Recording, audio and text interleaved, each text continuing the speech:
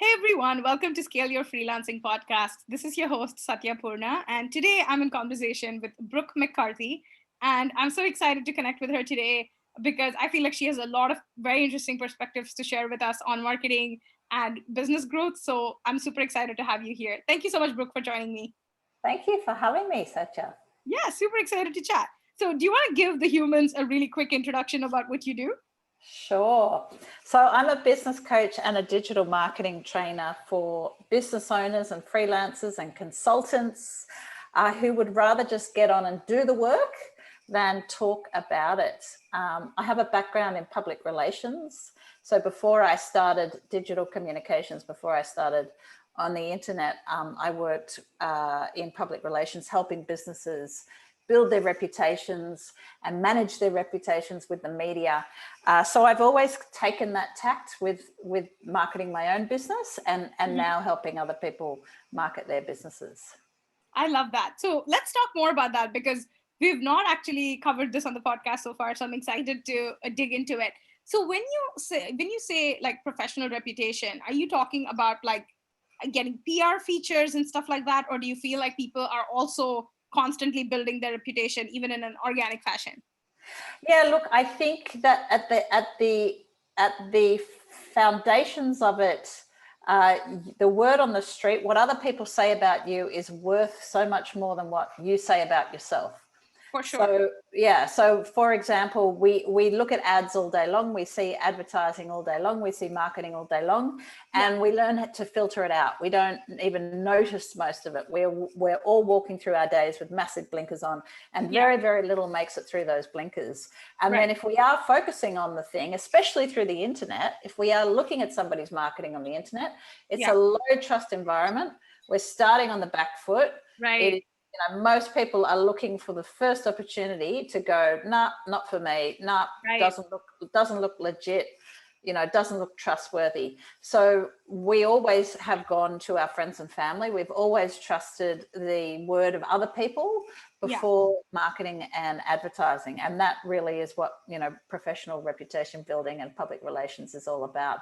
And as for, media and publicity, it can look like a whole bunch of different things. It might be getting yourself in newspapers and magazines and on television. It could be being a guest in a podcast like I am today. It could be, being a trainer or a teacher on somebody else's program, which I do. It could look like a whole bunch of different things.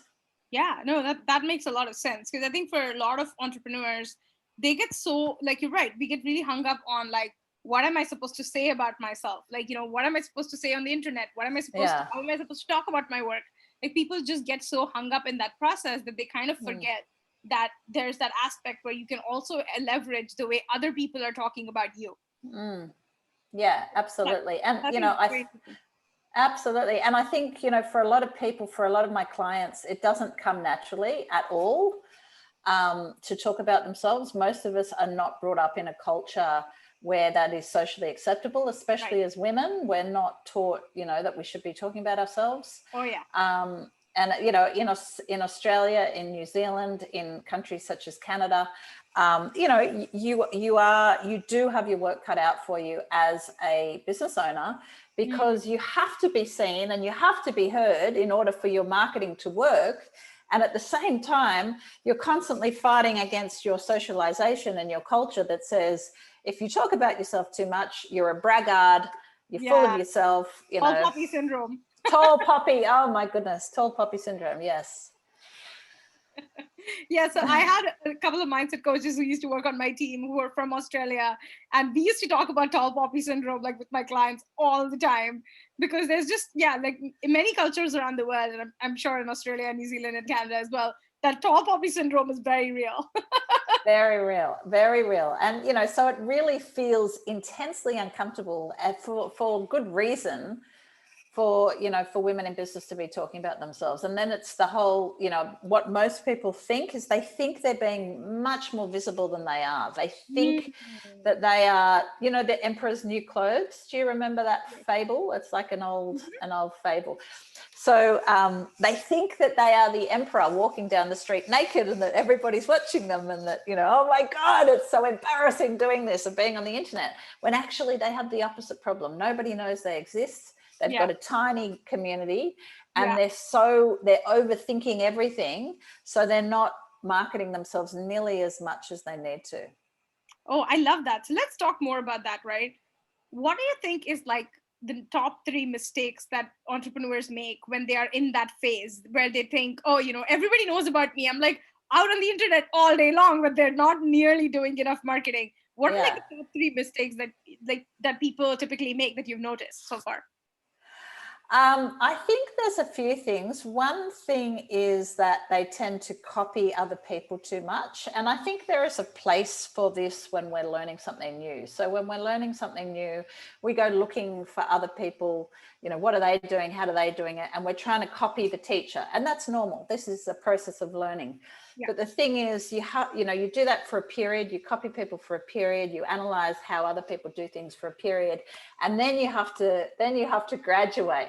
Absolutely. And you have to figure out your own style and your own message and your own tone of voice and your own way of working, and work to that. So I think copying people for way too long is a big one. I think being agreeable is another thing. And I think, you know, there's a lot of bad behavior in internet marketing. So a lot of people that start fights on purpose on the internet, a lot of people that go out of their way to be controversial, that say things knowing that they're going to get, you know, a response, and they do this to provoke a response. So it can, you know, make people not want to be like that, and they want to be agreeable, they want to be likable. This is the way we've been socialized. We're normal. We're not psychopaths. We're normal. We care about the opinion of other people. Which is, you know, there's nothing wrong with caring about the opinion of other people. That's a good thing. This is what makes us human.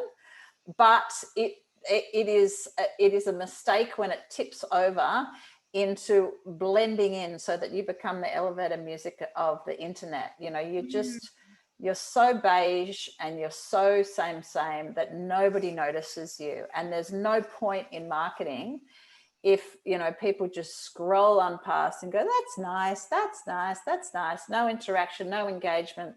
You know, you haven't said anything worth listening to.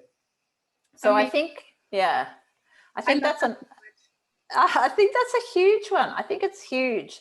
And I think, you know, the flip side of that is when you do find the courage to speak up, when you do find the courage to go, you know what, I'm scared. And there's been multiple times, Satya, where I've written a blog post, or, you know, I'm kind of like shaking a little. I'm about to go live on Instagram and I'm like, oh, this is really important, but I really don't want to do it, but I'm going to do it anyway. And I'm going to press live, or I'm going to press publish, I'm going to press send. It's always those where I get a big response. And it's always people that say to me, I thought I was the only person. I'm so glad that you feel similarly, because I felt utterly alone. And now I don't feel so alone. So thank you for saying what you said. And I think that's the thing, is that when you've got 80% of people marching in one direction, you're always going to have at least 20% of people who don't feel the same, and who are like, well, you know, maybe it's me. It must be me. There's something wrong with me, because the majority are interested in this, and this is not what I agree with. So if you can be that voice, and if you can be that person and be that voice and build a bridge, and not just criticize, not just disagree, but actually say, here's a better alternative. Why don't we try this instead? Then I think that that's really, really important. And I think that's what makes people feel like you know them and that they can trust you. I love that. I genuinely love that so much. And you're so right about that. Like, I think anytime there is popular wisdom on the internet or somebody promoting anything, you're right, like there's 20% of the audience that doesn't agree with that. Like, for example, like, when everybody's saying, oh, building courses is the only way to make scalable income. Not true. Like, you don't need to be building courses to be able to scale your income. Like, whatever it is that people say, right? Or like, when people say, oh, nobody can charge over this X amount of money in this particular industry. Again, not true. Like, there's always going to be exceptions to what that norm is. And I love that. Like, I love that you can just speak to that and just, get into that conversation. But I'm curious to hear your opinion, because what happened recently was I don't know if you saw this, but I did this video on like cultural appropriation.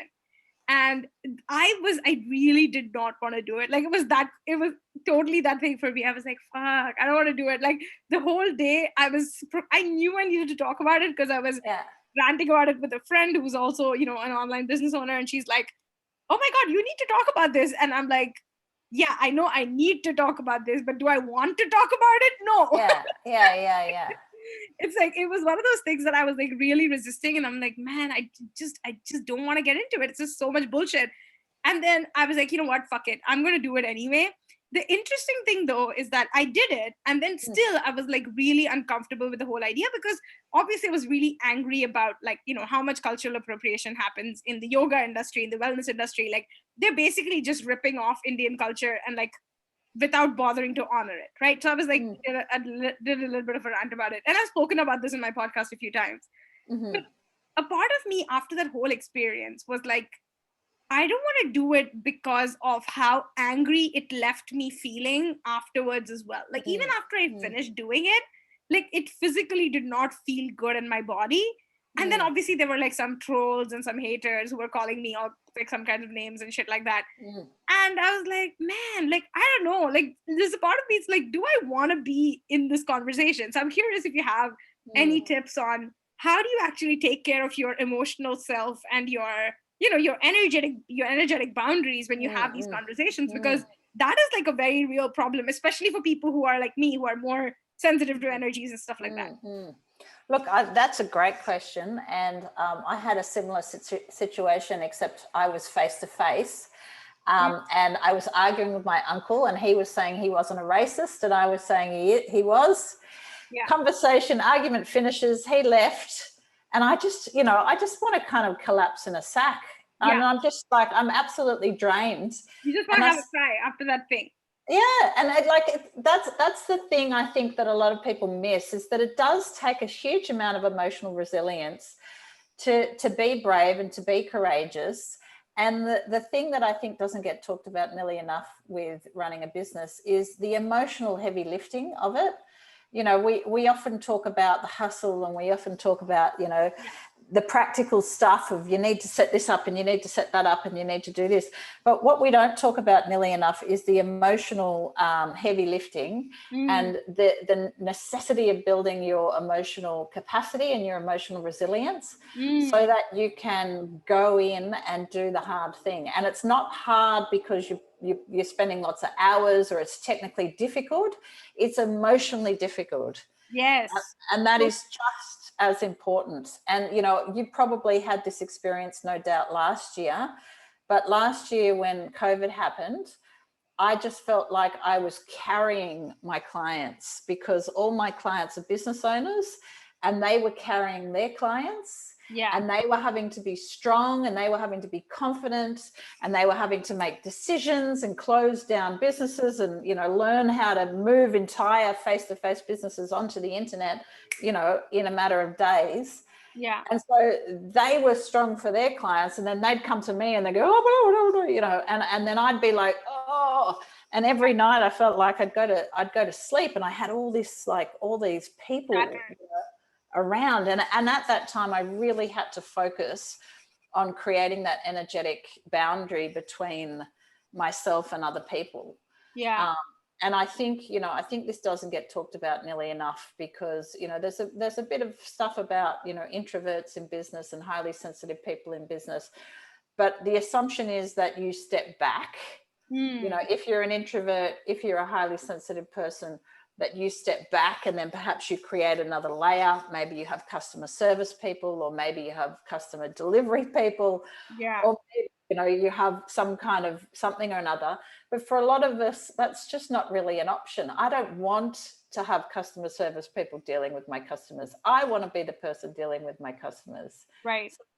So what I propose is that we take self-care very, very seriously, and that the more that we intend to grow and the more emotionally difficult our work becomes, the more important our self-care becomes. The more we upgrade, the more money we make, the more stress we take on, the more systems we create, the more staff we take on, the more we have to take exceptionally good care of ourselves. Yeah, I love that so much. And I love that that's the response that you have about this, because that's so true. Like, I think even in my experience, the number one thing that I've noticed is that when I wanted to make more money, when I wanted to grow my income, when I wanted to become more consistent at a new level, what really helped me get there was not more work. It was Yeah. actually more emotional self care. It was actually more of like nurturing myself and holding my inner child, and giving myself space and resting more. Like, I've had days where, like, I've had weeks where I was just napping most of the time, and because I needed to really just protect myself emotionally, because the work that I was doing was that at that next level. So it's almost like acclimatizing when you're climbing a mountain, right? Like, when you climb a mountain, or like Mount Everest or whatever, it's not like you're just climbing all day long. Like, that's not how it works. Like, people go to a new level, and then they stay there and rest and acclimatize and get their body used to this new altitude. And then you climb again, and you get used to a new altitude, and you climb again and get used to a new altitude. It's like that's how they do it. And like, if I actually, so funnily enough, I actually met these group of mountaineers who had climbed the Everest from Singapore like many years ago.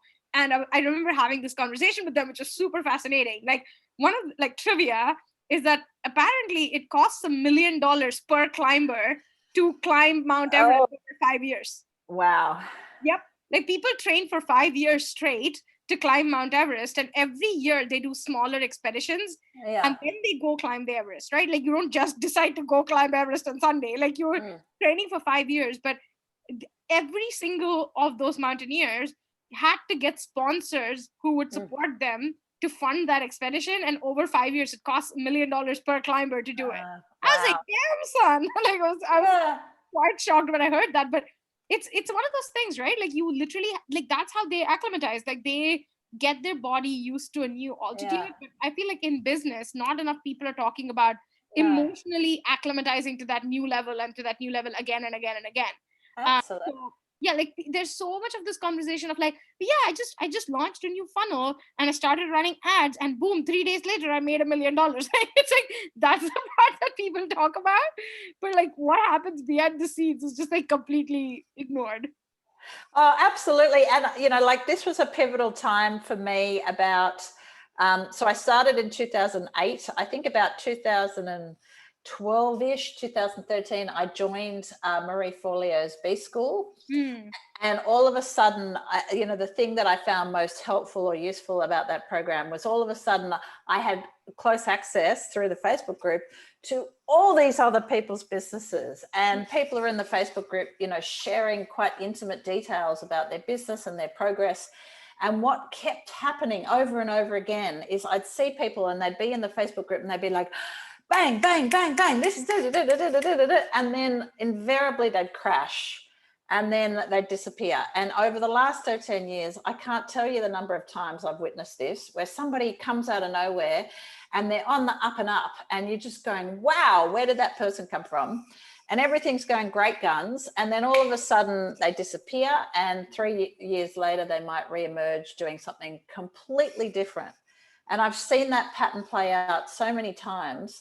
And I'm certain that it's because of what you just said about the acclimatization. People don't allow themselves that time and that space to pause and stop and think and consolidate their feelings, to actually feel good about themselves. Because I think another thing related to this is that, something that I've been grappling with for about 10 years now is, can we find this paradox of ambition and ease? If we want to grow, and we are highly driven, and we are high performing, and we do have big dreams, how can we balance that with feeling good about our progress, feeling more confident, not less confident, and being a pleasant person to be around? Because, you meet a lot of people that are like highly successful business owners, and they're horrible.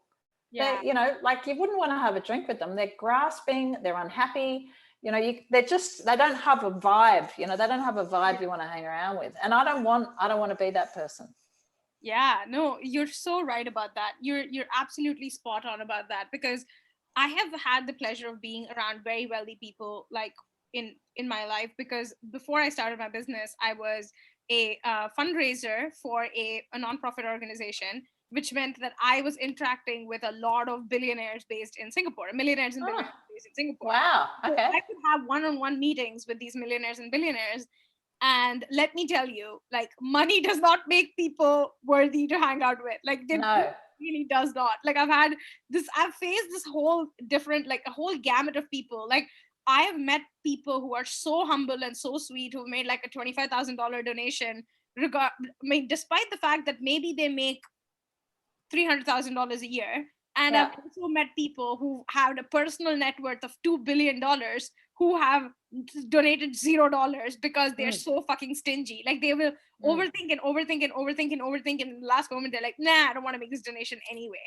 So it's like, I've had people, and of course, I've also met someone who has like $1 billion in net worth, who's like one of the most humble people I have ever met. And he's one of those people who, like, really not creepy, really not weird, like, or angry or anything. He was genuinely like, Satya, thank you so much for doing this amazing work. Like, I'm glad that you are doing all this heavy, hard work on the ground in India, so that people like me have an easy way to support this good work in the world. Like, I've interacted with people like that who are genuinely the most humble, grounded, wonderful people. And then I met his cousin, his actual cousin, who was like the biggest asshole ever. So it's very interesting how even people in the same family who have like billions of dollars of net worth, like, are just completely different people. So you're 100% right about that. But yeah, like, this is it. I feel like this is one of the biggest conversations that, like, people are not having, especially around internet marketing. And I mean, I'm sure this is not a conversation that's happening anywhere. Maybe it happens more in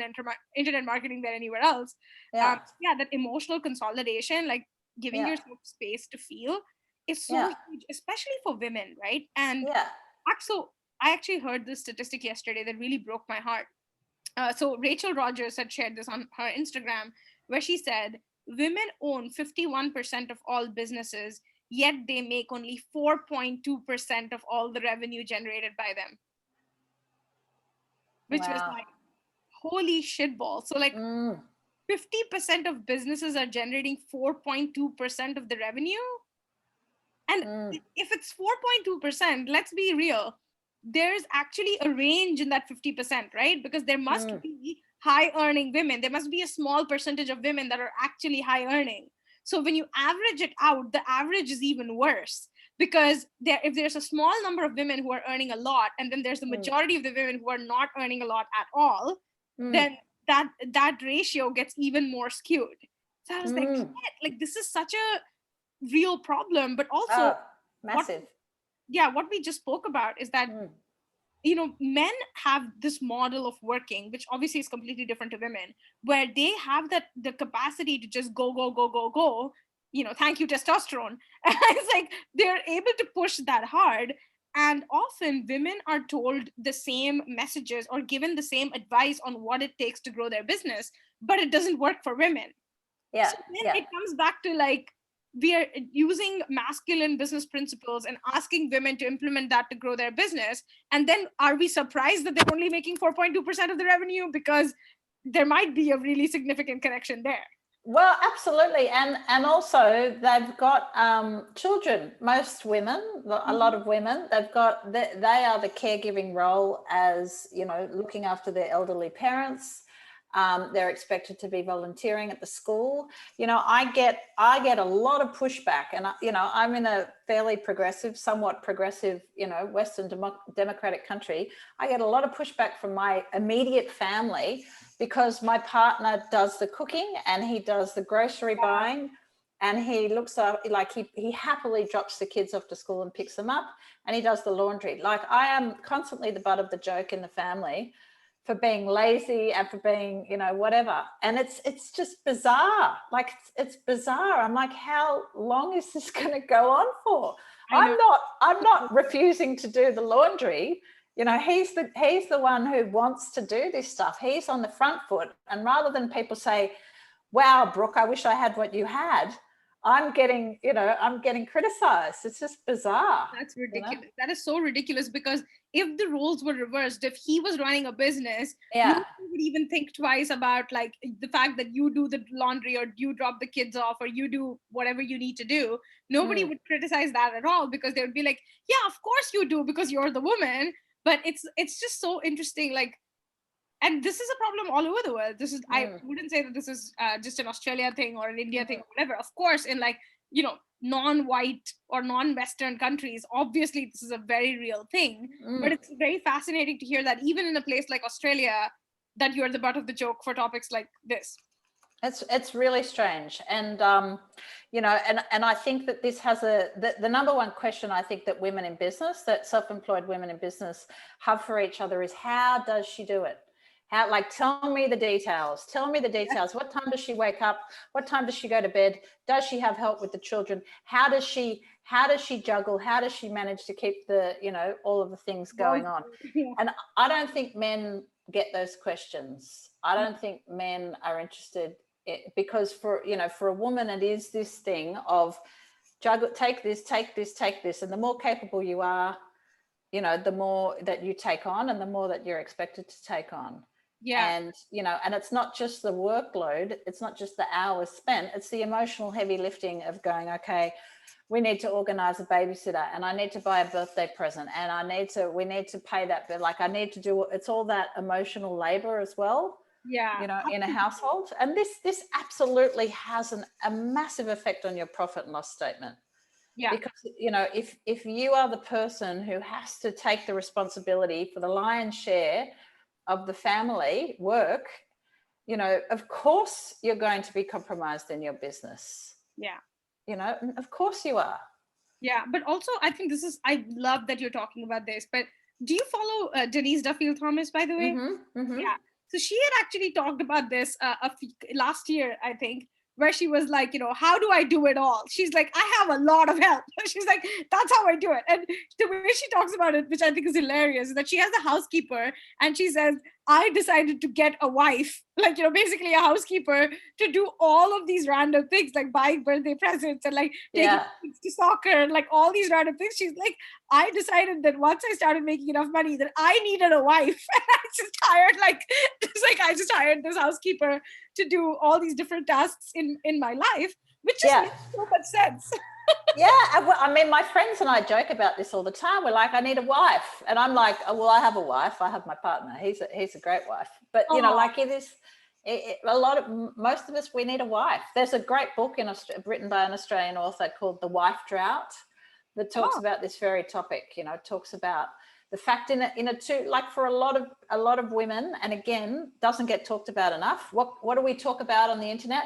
You know, freedom and flexibility and living your best life and doing what you love and, you know, turning your passion into profit. We talk about all the aspirational stuff. What we don't talk about is the fact that two people are in a relationship, they have children, all of a sudden 2 full-time workers is completely incompatible with having, you know, a life and young children.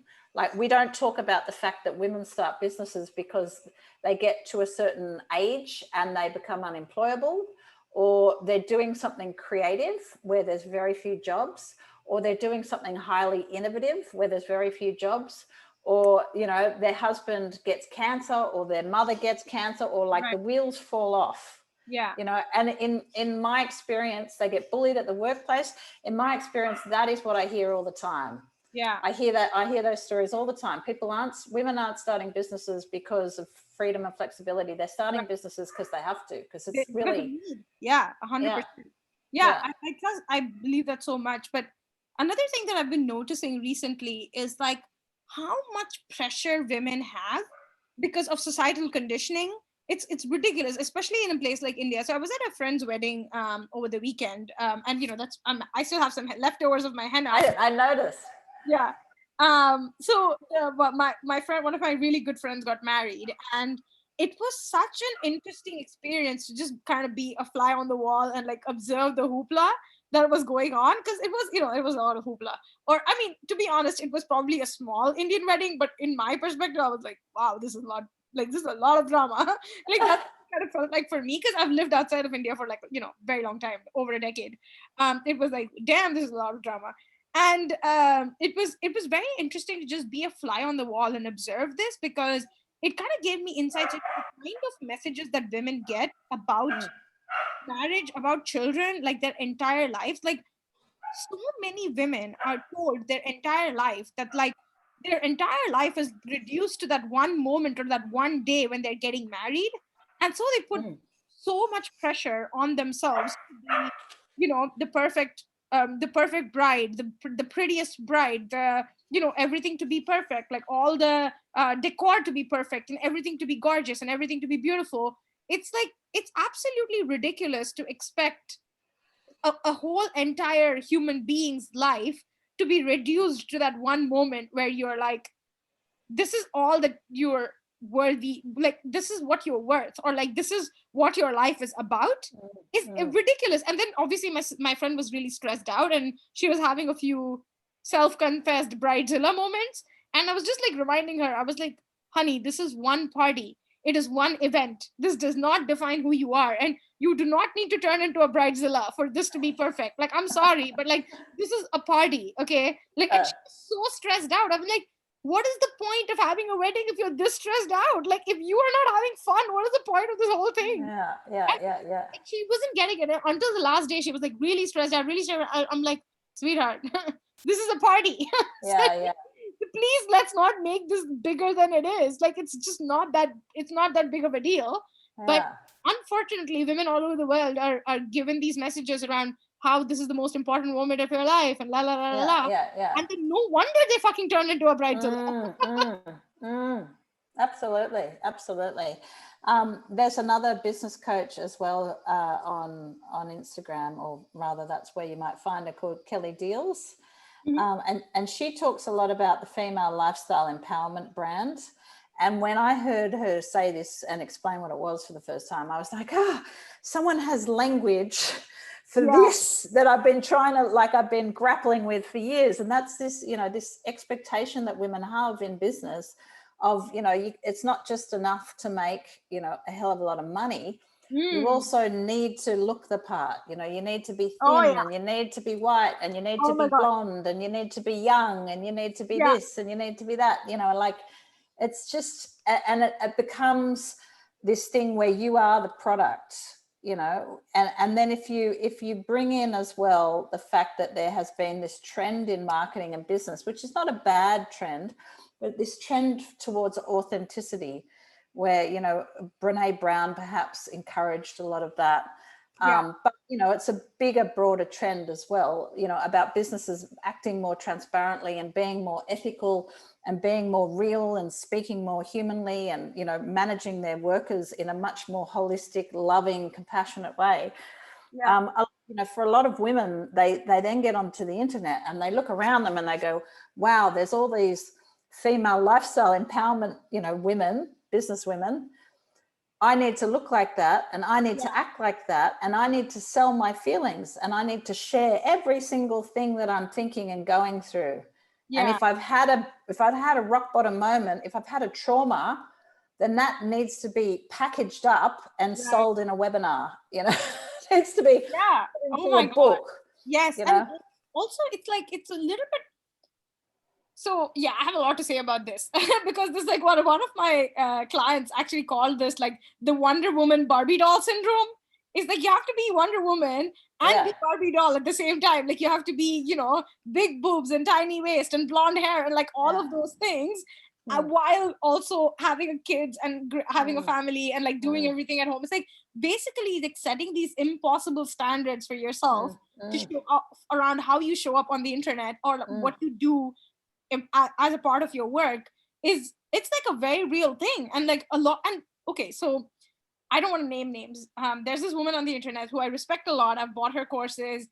She's amazing. Like, she's taught me a lot and I really love her. But,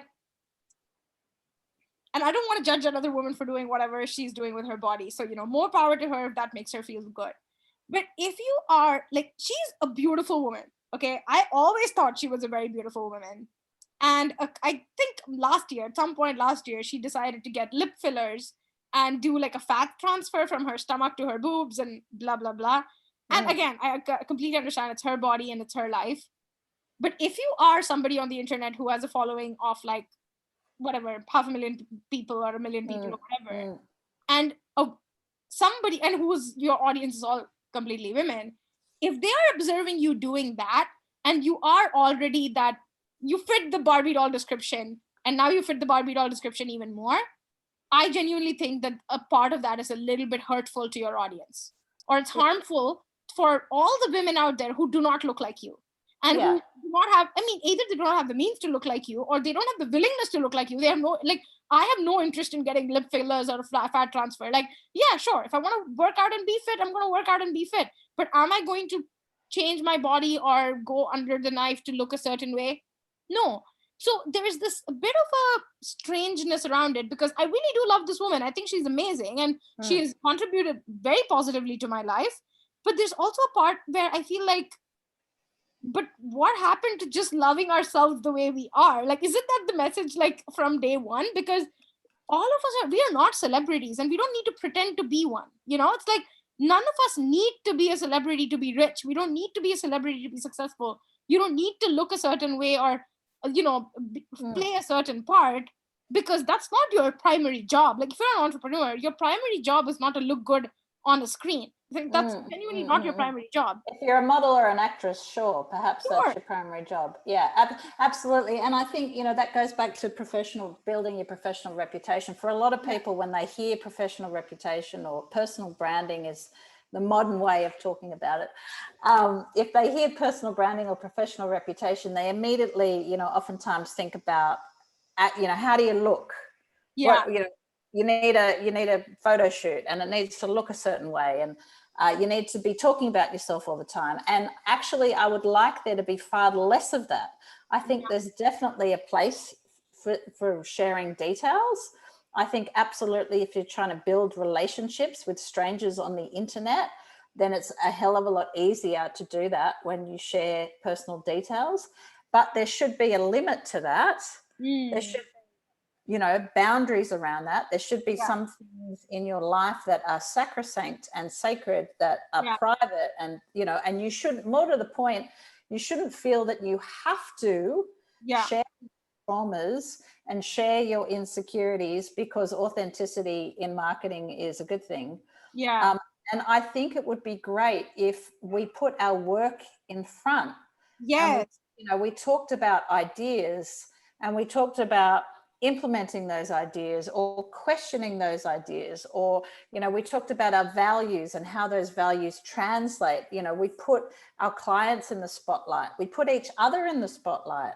The amount of questions I have from people that are operating under the illusion that every single thing they put on social media needs to be original, and it needs to be branded, and it needs to be produced by them. Like, that's ridiculous. Of course, like, you're not being paid by Facebook. You can't upload to Instagram all day and call it work. It doesn't work like that. I think we're missing an opportunity, to find our people, and to signal boost the good eggs in business, and to say, this person's awesome, you need to talk to this person. I had a client on the phone earlier this week, and she's like, she was really, really down on marketing, and she does marketing for a living. And she's like, I am so close to quitting. She's like, this is just, it's, there's so much despicable behavior, and there's so many phonies, and, and I'm like, you can't quit, because if you quit, there are less good people. And, we have to figure out ways of building our resilience, of having difficult conversations, of saying unpopular things and provoking trolls and haters. Yeah. And more importantly, to learn how to respectfully disagree with each other, because if we can't respectfully disagree with each other, this is how wars start. Right. Absolutely. And also, I think, especially if you're a woman, everything that you said, yes. And what I would add to that is, let's place the value on showing up and serving people rather than placing the value on looking certain way to please other people. Like, and this is actually there's this lady on Instagram, her name is Florence Given. And she is like, a feminist author, and she's like hilarious. She's like a hilarious human being. And she's like a feminist author. So she has like beautiful messages around being a woman in 2021, I guess. And she talked about this thing. She's like, every time you are about to take an action, ask yourself, are you doing this because it's going to make you happy? Or are you doing this to be more attractive in the eyes of a man or a woman, or like impress someone and make them like you? Like, are you doing something because it's authentic to you? Or are you doing it to get a reaction from someone else or get appreciation from someone else? And that is one of the reasons why I decided that when I record these podcast episodes, I mostly never wear makeup. Like, unless I had an event before where I was already wearing makeup, or there's a good reason for me to wear makeup, I don't do it. Like right now, I have literally nothing on my face. I just changed my dress, I brushed my hair, and here I am. And this is a decision that I made about 6 months ago, and it really helped me so much, because one of the reasons I was not showing up for my podcast was because I felt like I had to look a certain way, I had to wear my eyeliner and wear a foundation. And often I would have these recordings late in the evening, which meant I had to do all of this, record my podcast, take it all off, and then go to bed. And I'm like, you know what? Fuck it. Like, I was like, okay, what would a average white male do? I was like, what would an average white man do? He'll just show the fuck up and do the podcast, right? I'm like, I'm going to be an average white man on the internet. I'm going to just show up and do my thing. Yeah. Me showing up for this podcast was far more important than how I look in the process of doing it. Look, absolutely. And, like I'm happy with how I look. I'm pleased. But I'm on video. I do a lot of video. I'm on Instagram Live. I'm on Facebook Live. I record videos for Lead Magnets and for my website. And, I record it on a tiny camera, and then it blows up on a massive screen. And I don't wear a lot of makeup either. And I can see, all the lines, and I can see the gray hairs. And, I absolutely, definitely want to redo it sometimes, for sure. I have times where I'm like, my lipstick's on crooked. Right. Yeah. It's all and I haven't dyed my hair for a while. Fading. Yeah, but it's like, you know what? It has to be 90% there, and then I'm pressing publish, because if the words that are coming out of my mouth are good, then surely that's more useful and more helpful than if it's picture perfect. And that's that's a big issue for a lot of self-employed people and small business owners, is they overthink things. They edit everything to the last degree, and it's like, this is not useful you are not helping anyone. No. On version number 27, like, get it out there and get it used. And people email me. I've got clients emailing me saying, thanks so much for that typo. It makes me feel better. And it gives me this, come on, done is better than perfect. Launched is better than perfect. For sure. And I remember, like, a few years ago, when I was launching a new program, and I wrote a sales page very quickly. So it had a lot of typos because I didn't have time to hire a proofreader and all of that. I was like, and I'm a copywriter, right? So people, I guess, will have higher expectations of me or whatever. So I was like, I just wrote the sales page and I published it. And like, I was doing this launch, and I was so busy having sales calls for this launch that I had like no time to actually proofread my website. And in that launch, I made around $50,000, and like a launch after that, I made another like $36,000 or whatever. So there was like about like $80,000 plus that I had already made from this program. And somebody actually posted my link in like a friend's group and said, oh, I am considering joining Satya's program. Has anybody taken this program before? This is the link to the sales page, right? Yeah. So a few of my clients chipped in and said, oh, she's amazing. She really brought all the magic to the program. It was awesome. And we loved working with her, blah, blah, blah.